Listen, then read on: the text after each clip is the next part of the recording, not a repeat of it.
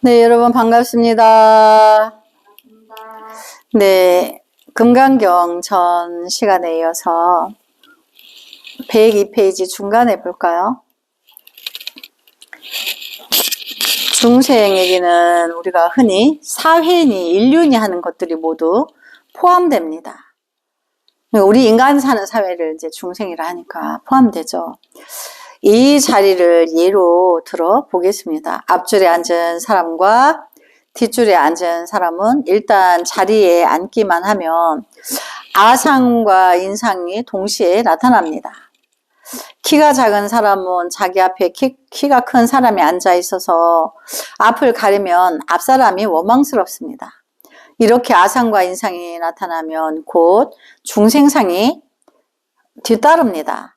좌석을 이렇게 앞뒤로 똑같이 높이로 배열해 놓으면 어떻게 좌석이 이 모양이면 관리하는 사람이라도 있어서 키를 좀 고려해서 앉혀야 될 거 아니야?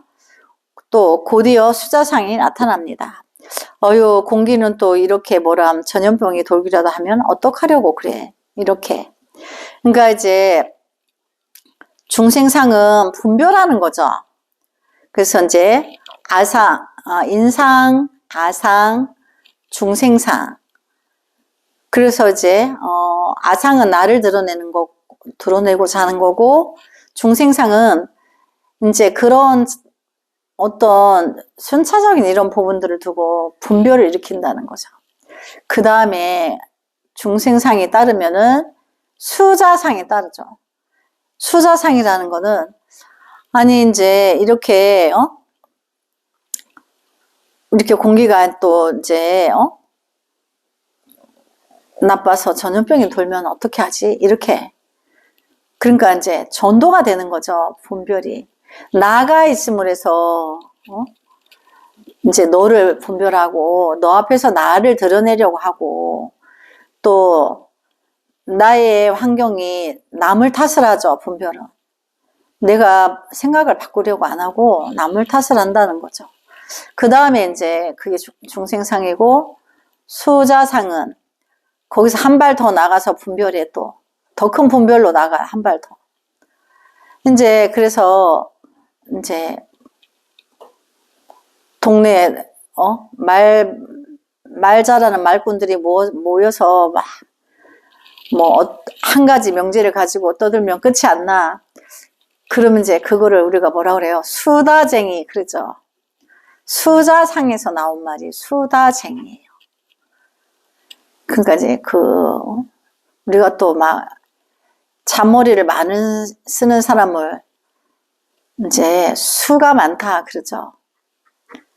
그러니까 이제 다자는 또 마늘 따자 그 셈이 분별이 많다는 거예요.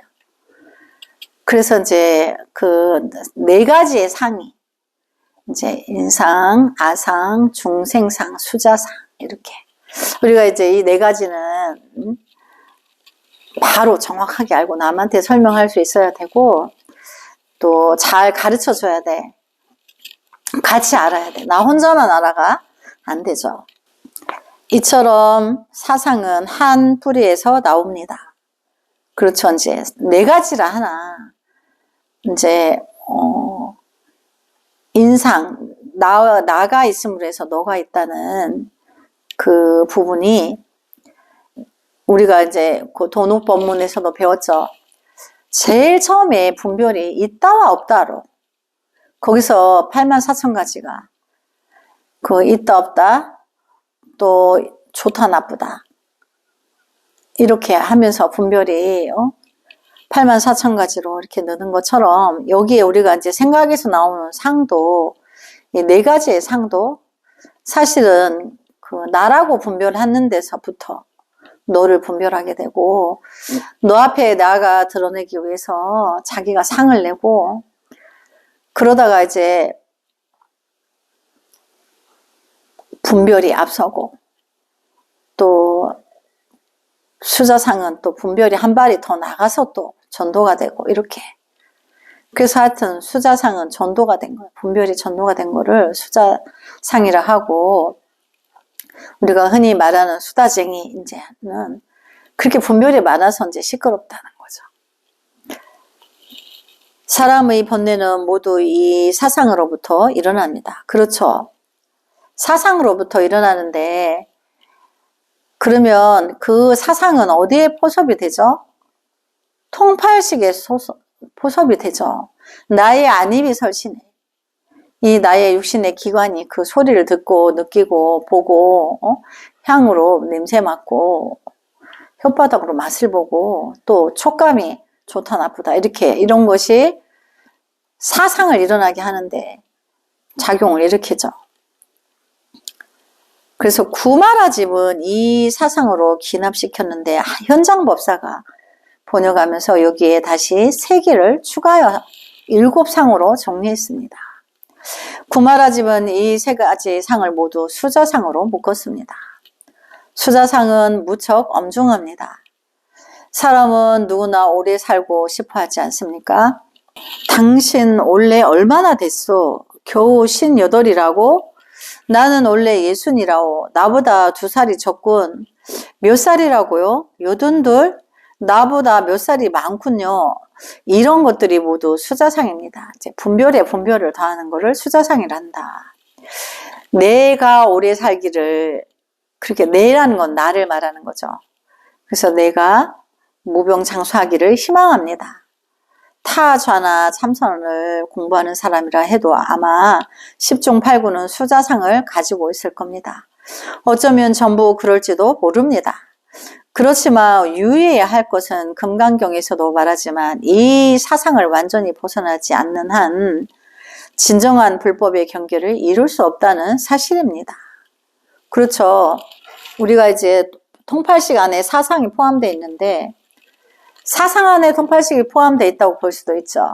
그러나 이제 엄밀히 따지면 통팔식은 7식과 8식의 이제 의식 세계를 가지고 있기 때문에 이 사상도 통팔식에 포섭이 되는데 이거를 끊지 않고 이게 쉬지 않고는 자기의 불성을 만날 수가 없는 거죠.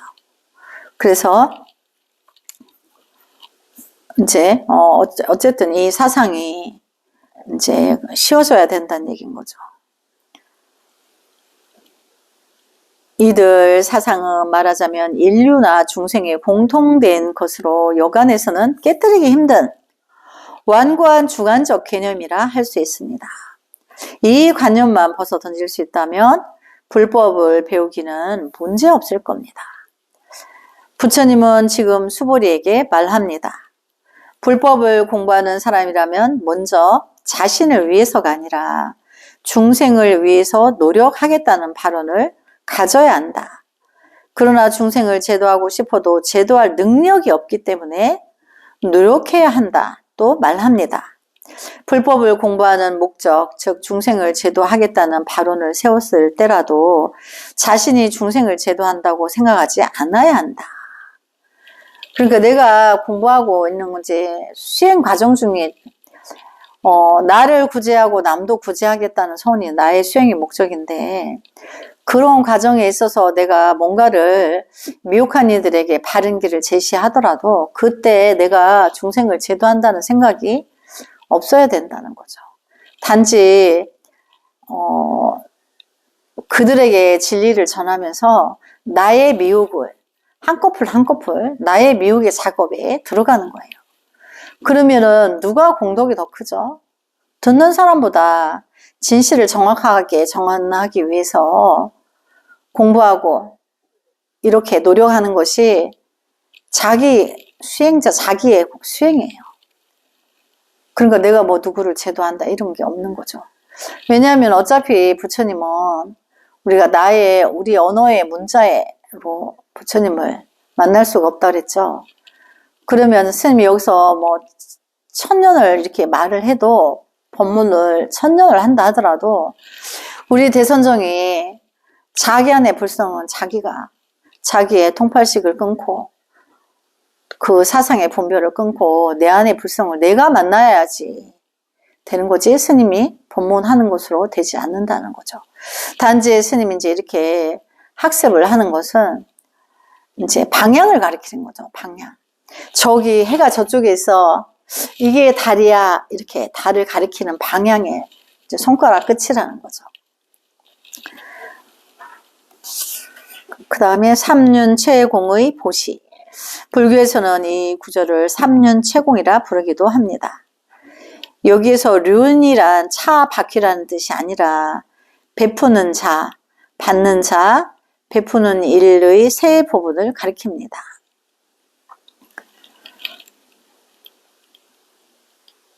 그러니까 이제 여기 보면 삼륜, 륜이라고 하니까 수레바퀴인 줄 아는데 비유해서 그렇게 말을 한 거고, 진리는 이제 진리는 한 가지의 주제가 전체적으로 돌아가면서 진리를 깨닫기 때문에 그걸 륜이라고 하는 거예요. 그래서 또 뭐 지혜의 수레바퀴다 이렇게 말하기도 하죠. 그래서 금강경은 이제 반야를 말하기 시작했는데 반야의 1권속이 바로 보시입니다. 먼저 삼륜체공의 이치부터 살펴보기로 합니다. 그렇죠. 이제 반야는 지혜의 작용인데 자기 안에 불성을 만나면 그 지혜의 작용이 먼저 드러나요. 광명처럼. 눈은 안 보이지만 그 지혜의 작용이 드러나는데 그때 보시가 드러난다 그랬죠. 그럼 이 보시는 무주상 보시를 말하는 거예요. 일체 중생을 향한 연민이 방타한다 그랬죠. 그 자비가 방타하는 거예요. 그래서 이제 나는 막 알았는데 아직 아무것도 모르고 있는 많은 이들을 어찌 눈을 뜨게 할까? 그 이제 아픔이 시작되는 거예요. 반야가.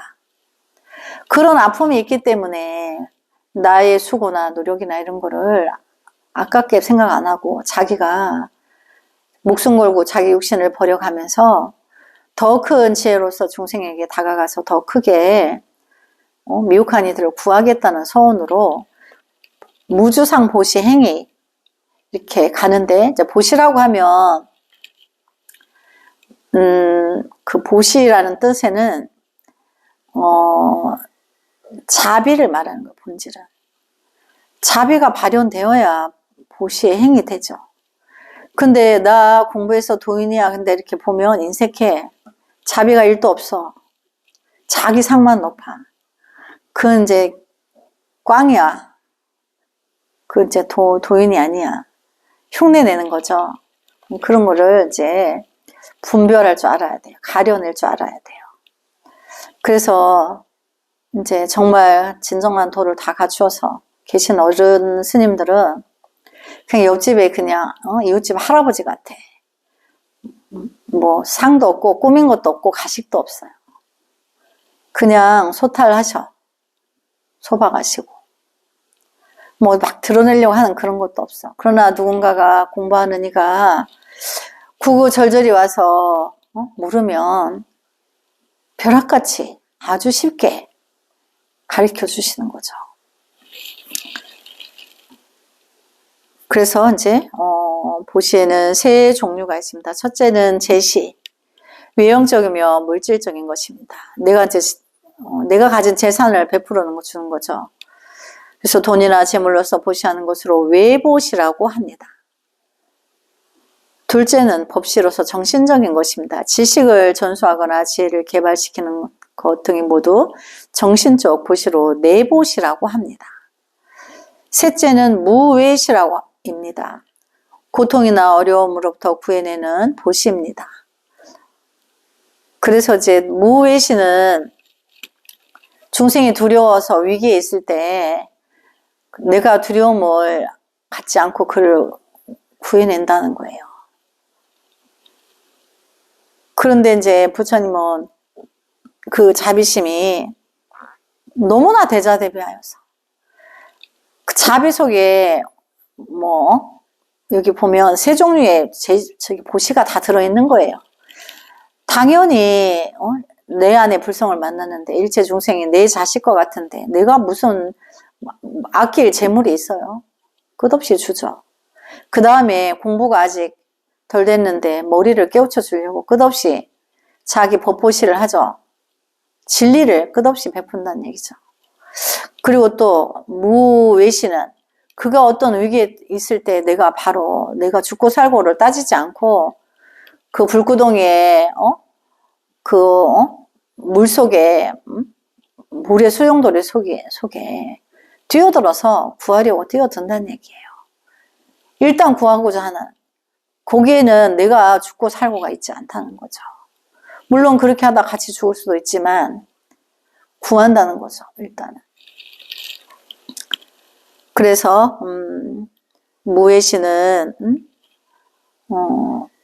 비를 말하죠. 그의 고통을 빼앗는다는 뜻인데 고통에서부터 구해준다는 거죠. 그래서 그걸 또 이제 무외시란다. 어떤 보시든 베푸는 자는 베푼다는 의식이 없어야 하며 인상, 중생상, 수사상 또한 없어야 합니다. 근데 이제 여기에 보면 이렇게 뭐 사상이 없어야 된다고 설명해놨죠. 근데 사실은 내 안의 불성을 만나기만 하면 이런 건 있지도 않아요. 가기 전이니까 교화를 하기 위해서 이런 거 있으면 안 된다 이렇게 하죠. 근데 그 자리는 막상 가면 그런 걸 이제 사상을 내면 안 된다. 이런 자체도 없다는 얘기죠. 그냥 바로 무주상보시로 가니까. 그래서 또 받는 자도 공유, 베푸는 일도 공유여야 합니다. 그래서 이제 내가 어떤 제시를 베풀었어요. 근데 물질을 받았는데 받은 자도 내가 받은 적이 없고 베푼 자도 내가 준 적이 없는 거죠. 그래서 그거를 저울에 달면 받은 자와 받은 자가 그 어떤 게 더 큰가? 그럼 뭐 중생의 이제 분별로서는 베푼 자가 더 크다고 생각할 수 있죠. 근데 그렇지 않아요. 똑같아요. 받은 자도 그 보시를 받을 줄 아는 거죠. 받는 마음에도 배려가 있는 거예요. 그가 공양을 이제 크게 신심을 해서 베푼데 내가 받아주는 것도 내가 하나의 보시라는 얘기죠. 그럼 같이 보시한 거예요. 근데 그거를 내가 그때 그 절에 가서 내가 금덩어리를 1000만 개를 베풀었는데 거기 신도들이 나를 못 알아본다 막 이렇게. 그 알아보면 지옥 중생이죠. 알아보면 안 돼. 그것도 뭐 스님이 내가 보시한 거 잊어버렸어. 자기 생각으로는 내가 놀부인데 놀부가 금덩어리 1000개 해서 보시했다. 천년만년 떠들어줘야 되는데 안 하니까. 근데 그러면 또 지옥 종자죠. 이제 같이 놀부하고 스님은 같이 지옥 가는 거야 이제. 그러니까 이제 공부가 없다 보니까 미혹해서 자꾸 이제 상에 떨어진다는 얘기인 거죠. 그래서 누가 나에게 보시를 받았는지조차도 잊어버립니다. 그 전에 문장을 볼까요? 받는 자도 공의요 베푸는 일도 공의여야 합니다. 불쌍한 모습을 보면 동정이 가는 것은 당연합니다. 그렇지만 동정하는 마음은 보시를 행하고 나면 사라집니다. 누가 나에게 보시를 받았는지조차도 잊어버립니다. 보시를 행한 후 마치 한바탕의 꿈이 흔적이 남기지 않듯 베푸는 자와 받는 자, 베푸는 일이 모두 다 없어져 버리는 것이 보시의 이치입니다. 그렇죠. 그래서 우리가 보시를 이제 정확하게 이제 알아야 되는 거죠. 부처님이 이 세상에서 천인의 사표가 되는 것도 바로 이 때문입니다. 천상과 인간의 스승이 되는 이유도 그 베품을 이유도 이제 그런 것이다. 무주상 보시를 보여주기 위해서 당신이 행을 하신 거죠. 그는 일체 중생을 교화하고 구제하여 구제가 끝난 뒤에는 안녕하고 떠나버립니다. 단지 내 자만은 잠시 떠나지 않고 세상에 남아 미륵보살이 여기 내 제자만은 잠시 떠나지 않고 세상에 남아 미륵보살이 오기까지 기다리라고 분부합니다. 부처님의 이런 정신이 바로 삼륜 채공의 보시입니다. 그러니까 이제 미륵부처님이 오실 때까지 지장보살님한테 중생을 맡기시죠. 그래서 자기 육신이 떠나고 정신은 중생세계에 남아있을지언정 중생은 눈으로 안 보이면 없다고 생각하니까 내가 이제 없으니까 그들이 수행을 안 따르려 싶어서 이제 염려하는 거죠. 그래서 그 사대 보살을 남겨두는 거예요. 우리가 이제 사대 보살의 가피로서 이제 지장보살인 가피로 업정소멸을 해서 경전에 글귀도 알아듣고 그 다음에 이제 문수보살님이 지혜를 주셔서 내가 이해하는데 지혜가 발현이 되죠.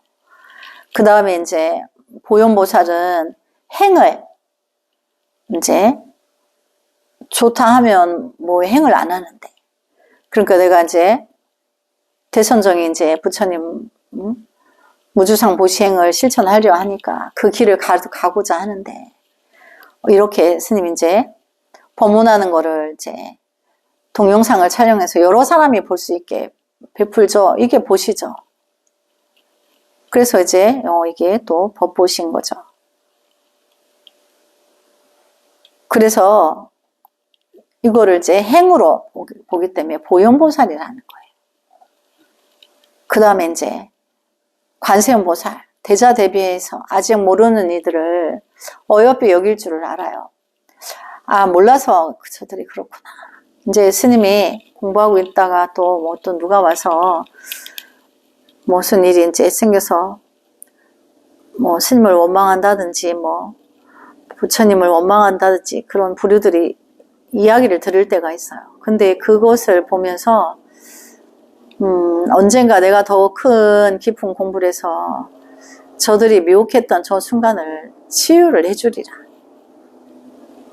그래서 우리가 이제 자기 안에 불성을 만난다는 거는 미혹했던 자기의 시간들을 치유하고 남들의 미혹했던 지나간 시간들도 치유를 해주는 거예요. 그래야 함께 성불을 하는 거죠. 그래서 이제 사대보살이 이제 그렇게 행을 하신다는 거죠. 언제까지? 미륵이 오시기까지. 쾌락과 고통은 어디에도 머물지 않는다. 여기에서 중점은 방금 언급한 법보시에 있습니다. 수보리의 물음은 어떻게 하면 번뇌와 망상을 항복시켜낼 수가 있을까 하는 것이었습니다. 어떻게 하면 자신의 마음이 평정해지고 영원히 그 속에 편안히 머물 수 있느냐라는 것입니다. 부처님은 먼저 그에게 바로 그렇게 하라고 했습니다. 수보리가 그 말을 이해하지 못하자 부처님은 다시 설명합니다. 대승보살도의 수행 방법 역시 정신을 포괄한 생명이 아무데도 머무는 바 없이 보시를 행해야 한다는 것입니다. 어떤 것도 한번 행하고 나면 그만 이제 거기에 머물지 않는다는 것입니다. 머무는 바 없이 보시를 행하는 것, 그것을 수행이라고 합니다. 그렇죠. 무주상 모시가 또 마땅히 머무는 바 없이 그 마음을 내라. 어디에도 집착하지 말고 선행을 하라는 거죠.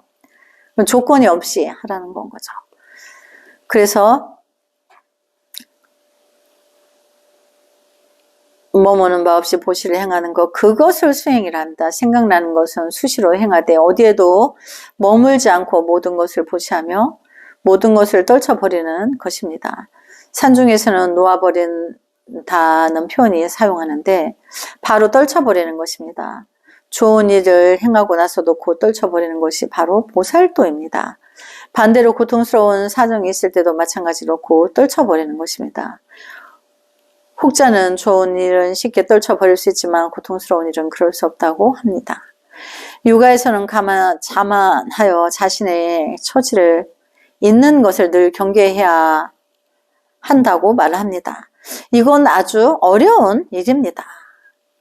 돈도 벌고 지위도 높아지며 나이도 많고 여기에다 학문까지 있으면 자연 기세가 등등해 자신의 처지를 잊고 맙니다. 그런데 제 경험에 비춰보면 다른 측면에도 있습니다. 즉 많은 사람들이 실의에 빠져 자신의 처지를 잊고 마는 것입니다. 이런 사람들은 부귀와 공명을 누리는데 수양도 아주 훌륭하지만 그것을 잃고 나면 모든 것이 변해버립니다. 자신이 너무도 왜소하게 느껴져 실의에 빠진 채 자신의 처지를 잊고 마는 것입니다. 이렇게 본다면 자만해서 처지는 처지를 잃는 것이나 시리에 빠져 처지를 잃는 것은 모두 수양이 부족한 것입니다. 말을 바꾸면 마음이 머무는 바가 있는 것입니다. 그렇죠. 이제 집착하면 머무는 바가 있게 되는데 그거는 이제 안 되는 거죠. 머무는 바가 있으면 어떤 것에 얽매이게 되고 그렇게 되면 불법을 배울 수 없습니다. 진정한 불법은 우상 숭배에도 미신도 아닙니다. 머무는 바 없이 보시를 행하는 것입니다. 이것이 해탈입니다. 어떤 일이 다가오면 응하고 지나가면 흔적을 남기지 않습니다. 그래서 12종류의 전화를 볼까요? 어떤 학생이 이런 말을 했습니다. 아주 오래전에 이 부분에 대한 저희 강의를 들은 적이 있는데 제가 지금까지 말한 것 외에 그보다 진일보한 내용이 있었던 것 같습니다. 진일보한 내용이란 사실 다른 게 아닙니다. 이 경계는 대승보살의 발언과 보살이 있어서 천혜의 생명을 구분하면서도 구한다는 의식이 전혀 없다는 것입니다. 사람을 구하고 이롭게 하는 것은 마땅히 해야 할 도리입니다. 만약 마음속에 사람이 이롭게 한다거나 세상을 구한다거나 사람을 제도한다는 생각이 남아있다면 이미 보살은 도가 아닙니다. 이것은 외적인 병원에 대해 말한 것이지 내적 수양은 더더욱 이런 마음으로 해야 합니다. 우리가 불법을 공부하는 목적은 경계를 얻는 데 있음에도 많은 사람들이 수행이나 타자를 할 때도 모두 상에 집착하는 것 같습니다. 예를 들면 많은 사람들이 건강을 위해 타자나 수교로서 어느 중 하나를 중점적으로 지키는 것을 말합니다. 도가에서 흔히 하단전을 지키는 것도 그중 한 기맥 돌리기의 각종 방법을 배우고 있는데 이것은 이미 수자상에 빠진 것입니다. 이어서 인상, 중생상이 따라옵니다. 그러니 불법의 성취가 클 수 없습니다. 정토중의 연부를 수령하는 사람이라면 아미탑을 한마디 외우는 사이에도 머릿속이나 무척 의식 속에 있는 아상인상, 중생상, 수자상들이 따라다닐 겁니다. 이때도 역시 궁극적인 성취를 얻을 수 없습니다. 난생, 태생, 화생, 습생 등에 대해서는 앞에서 이미 언급한 바 있지만 인간의 생명에는 12종류의 생명을 모두 다 갖추고 있습니다. 스님이 여기까지 오늘 공부하고 다음 시간에 이어서 하겠습니다. 나무 서가모니불 성불하지 않겠습니다.